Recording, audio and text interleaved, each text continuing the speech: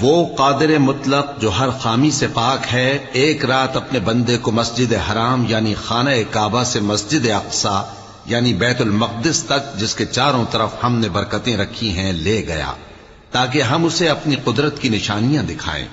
بے شک وہ سننے والا ہے، دیکھنے والا ہے۔ اور ہم نے موسیٰ کو کتاب عنایت کی تھی اور اس کو بنی اسرائیل کے لیے رہنما مقرر کیا تھا کہ میرے سوا کسی کو کارساز نہ ٹھہرانا۔